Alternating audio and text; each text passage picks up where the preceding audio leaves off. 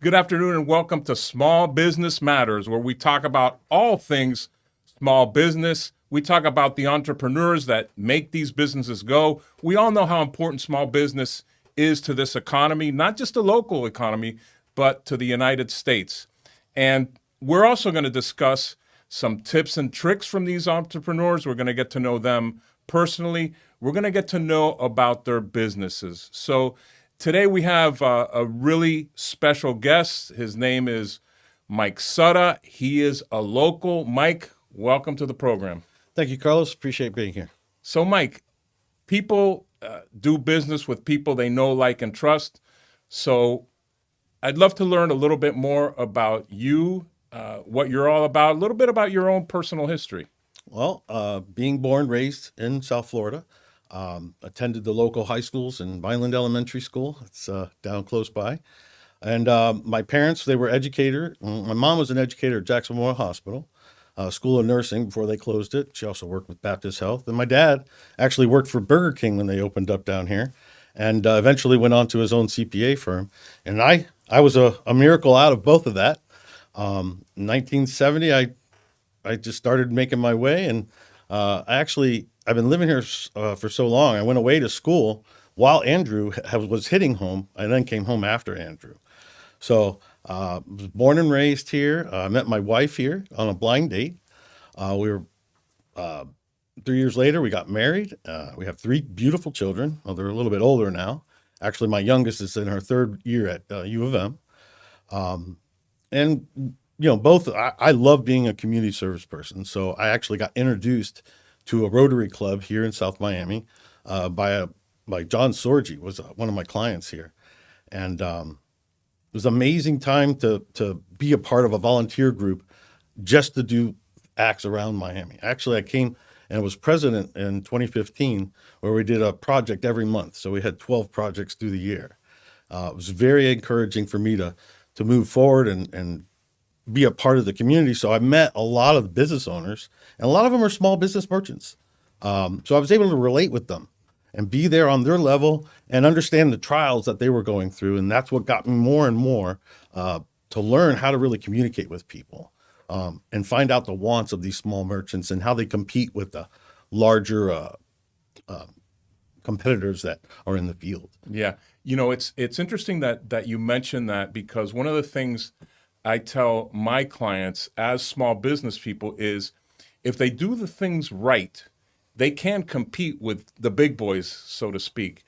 I want to go back to real quickly about your Andrew experience, because I'm curious, because I was also out of town at the time, living not in Miami. What was it like when you first came back to Miami after Andrew? Wow, it was a big shock. I grew up in my Saga Bay, and our house was totally destroyed. So when I got back, a month later, I was sleeping on couches in my mom's house, actually at my best friend's house, and that's how I ended up, moving in and finding out the needs of what our community needed back then. And it was just amazing time for me to go out and search and get educated on what I could do and how I could better the small business merchants in Miami. And I went from, working at PageNet for 5 years before they actually went bankrupt. And I found myself falling into staffing. And I did that for a little 6 months, finding people work. And that was encouraging to me. And then I was introduced to merchant services, where I could actually do something for each merchant that I go to, whether they're in Florida City, Key West, Boca Raton, Naples, Fort Myers. I go anywhere that they need special consulting, especially when they're so small and they're fighting to get, equipment. PCI compliant is another issue that a lot of small merchants won't do. What is PCI compliant? This is a compliant that your terminal or your point of sale system is blocked, so nobody could actually hack into your system, get your data, and resell it. That's what PCI compliant. They don't want you to have the full card numbers.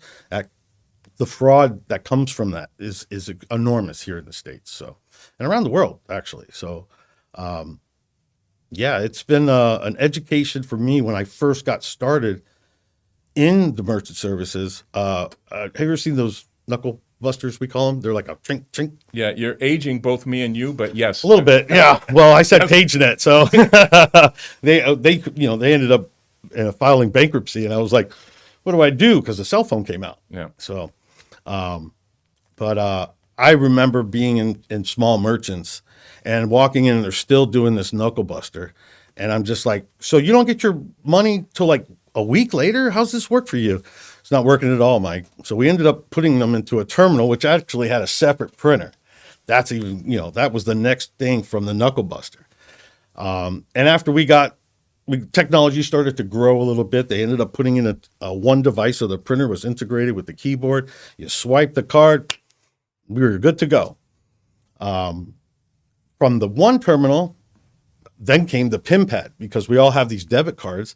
We had to put in our 4-digit code so we could protect ourselves from anything going on. Well, we all know that we all have the PIN code, but that kind of is there. But we needed a better technology. We needed something that was going to be better than the swipe. And that was the chip. I don't know if you ever heard of dip the chip. No, what is that? What does that mean? So if you have a credit card and it has a chip on it, you dip it into the machine now. There's no more swiping. This gives you much secure transaction through the analog, phone lines is how we always did things before. So we have to basically break it up into code, and then on the other side, they figure out and they do the transaction. But this was new to small merchants. And, there were a lot of, I would say, salespeople out there doing some unethical issues. Excuse me. But they would put you in a 5-year lease on for $80 a month on a machine that cost $300. So when I was walking into the door to small merchants, it was, who's this guy? How am I going to get taken? So I find it a necessity to build trust with my merchants. Okay. And when I find new merchants as well. Because when you go back to technology, we still have these one terminal now with the PIN pad, and now we moved up to the chip. It's like, oh my gosh, what's next? People are starting to get robbed even if you have the chip. So then came TAP. TAP was actually introduced in 2002 by MasterCard. Didn't take off, but it found a home in buses, subway systems, trail systems, and that's where it was until right around COVID. Everything, I don't want to dip or, I just want to tap. And the TAP just launched. It was just amazing how that one little thing, you go up to the gas station, bloop, you're at your convenience store, everywhere. So let me ask you something. Years ago, I think it was mobile gas stations had this little device. Is that basically the same technology? Or It is. Okay. And, I don't know if you had the mobile. I did not have it, but I saw Mobile Pass. Mobile Pass. You had to put in your zip code, as a code, right? Okay. Yeah. So that technology, I think, is part of that. Mm-hmm. And yeah, mobile tried to get that aggressively out, and it worked for a lot of clients. It worked, so they didn't have to do that. And that's where we're coming today, that we're dipping the chip or we're doing the tap, and that's what we now have to do. And we just jumped like 10 years of equipment, but at the same time, you have these small merchants that can't afford this equipment every year or every other year. How do they stay up with the best devices? If they're in a 5-year lease for a same machine, now you're back 5 years, with technology. So that's where I come into these smaller merchants, and I find out they're in the 1975s, and I need to bring them to the 2000s. Do you still see knuckle busters out there? I haven't seen one in a long time. Okay. I have not. But we have so many clients that are on the move too. They have these tap and go handhelds, okay, where you're out in the field and you're just and you get your payment, and then sometimes you'll have service people, electricians, plumbers, pool service. Oh my gosh, what am I going to do? How do I get all this money back from my clients? Now you can send them an invoice and a link. They tap on the link and they pay you. But if they don't do it right away, the system automatically will tell you, hey, friendly reminder, pay your bill. Mm-hmm. We're looking for you. Thank you for your service. So there's a lot of technology that's been able to help the small merchant as well as hinder the small merchant because of some unethical salespeople in the past. And I'm not saying that all they did it, because that's what a lot of people were pushing when I first got into the industry was lease, lease, lease.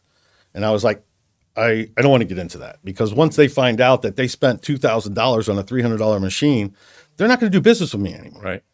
So we place terminals in all of our clients as a loaner.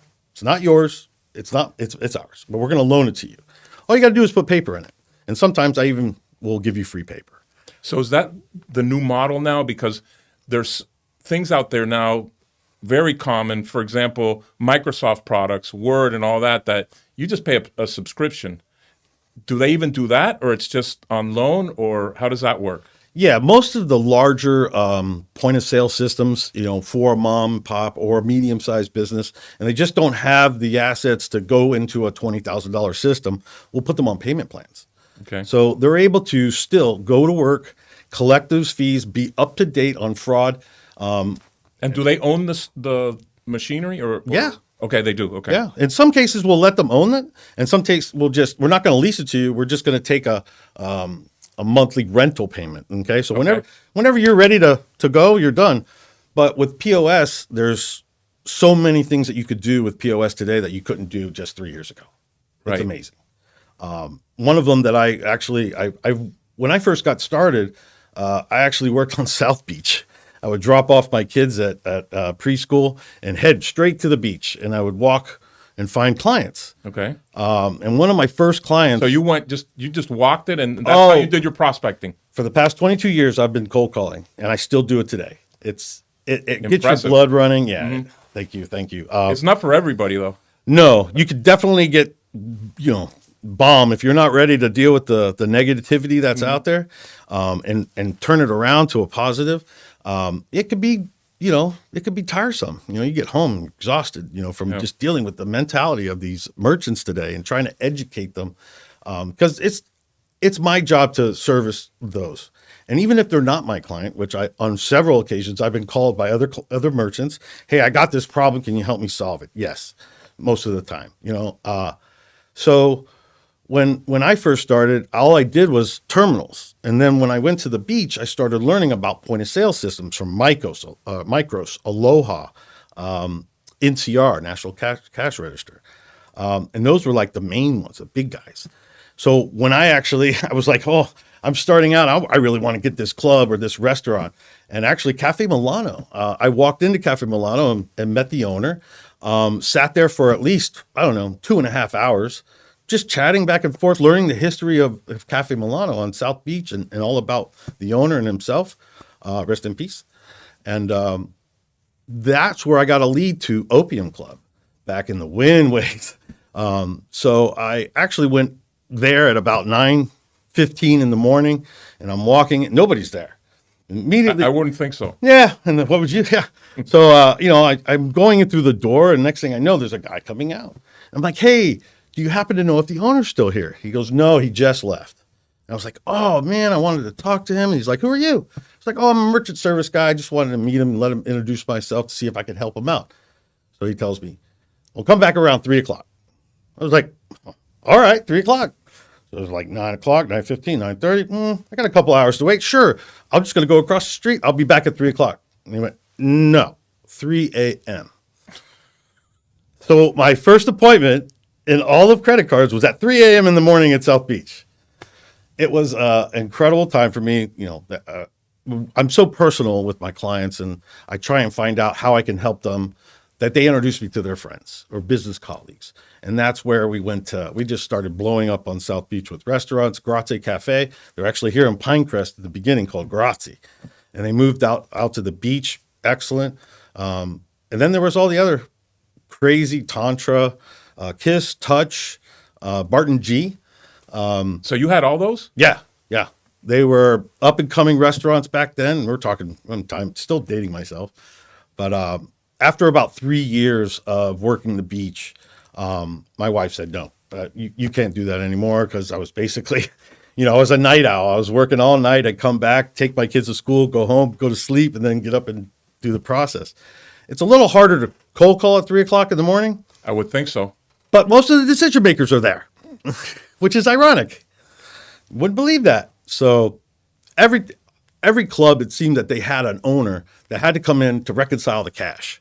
So I think that was At that time. Yeah, 3 a.m. That's when they count their money, and then they walk out the door and make sure everybody's paid, I guess. And but it was a very exciting time for me. But when I left the beach, that's where my heart really grew, because I started seeing all these leases for 5 years, and these small business, and that's where I kind of really I dove into it, focused first. I have a passion for helping people, and it showed itself.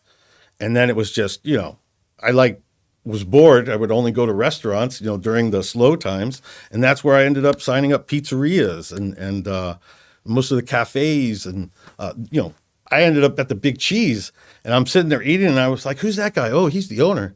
And I went in, introduced myself, and he's like, nope, we're fine. But I ate there so much, he recognized me. He was like, all right, come on, let me see what you can do for me. And, he was a great client for many years. I still try and get him to up to a POS system, but he ended up doing something special for his restaurant back then, and I respect that.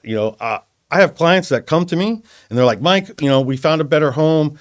We think it's going to be better. I'm sorry, and I'm like, no, not at all. I'm here in the rears if something should happen, right? Or if you need some advice on how to move forward on something, I'll be more than happy to help you. So, Mike, are you willing to work for pizza? Is that what you're saying? Pretty much. Pretty much. Did you know that today is National Pizza Day? No, I didn't. Well, we got to have some pizza there. You go. Yeah, we're gonna have Bill, if you're watching. Yeah.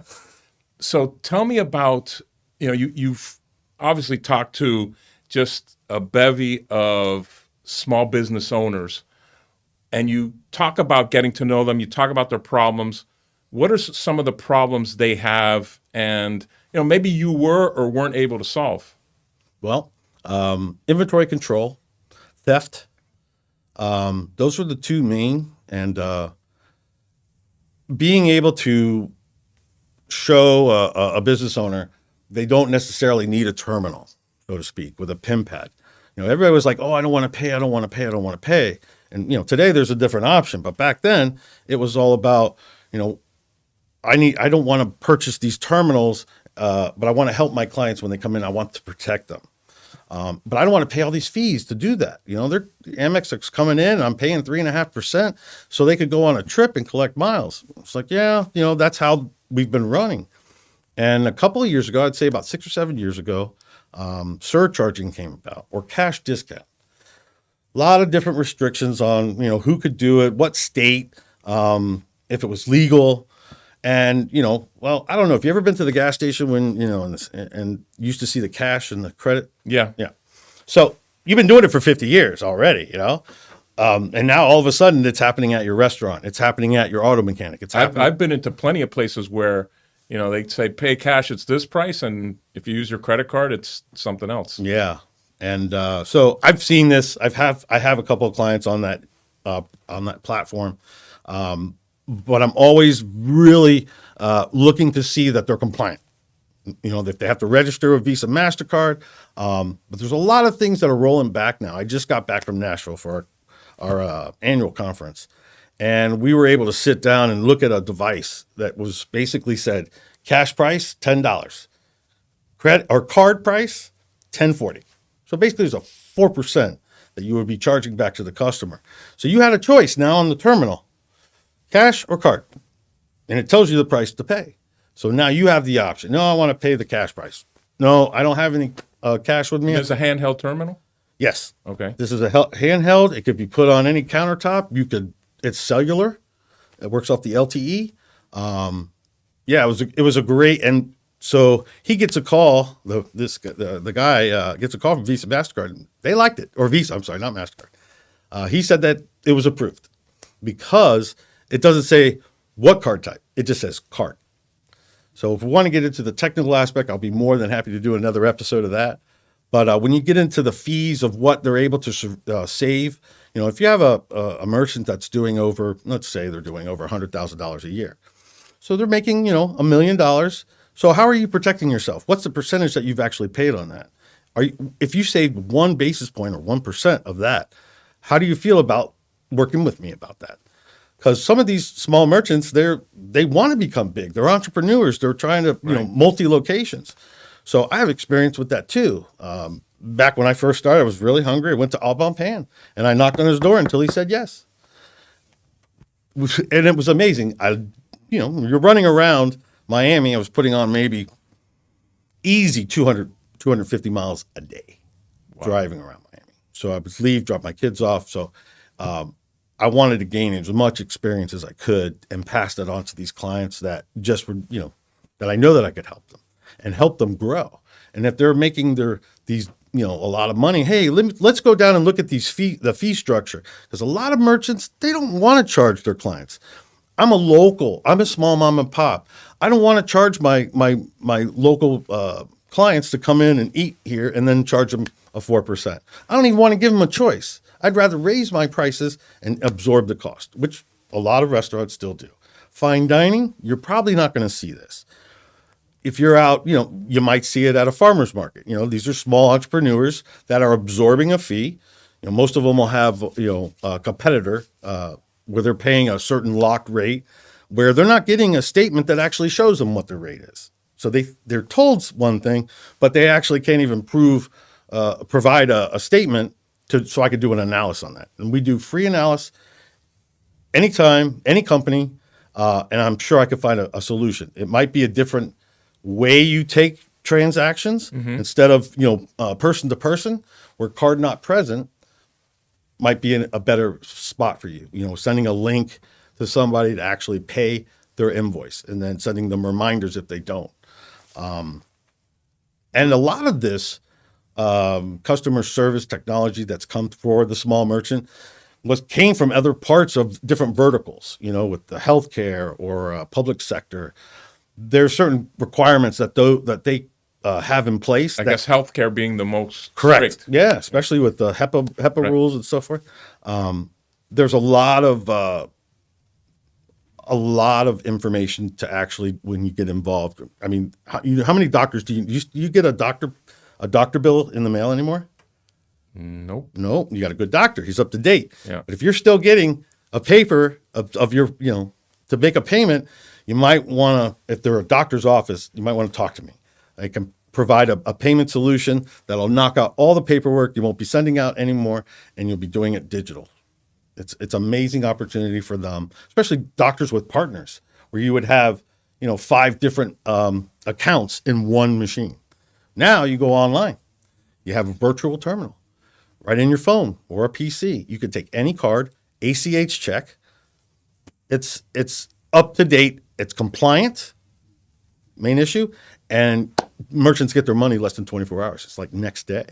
Wow. So, Mike, you talked about, having the heart to take the rejection. And, I'm always amazed by salespeople because, on a good day, you're batting what, 20%? No. Not even? Not even. Not even? All right, let's say 10. 10 is stretched. All right. Yeah. So for every 10 calls, you're going to get 9 rejections. Absolutely. How do you stay positive? Because I know I'm on the right track. If you get a yes and it just comes really easy at you, you're just like, well, I didn't earn that.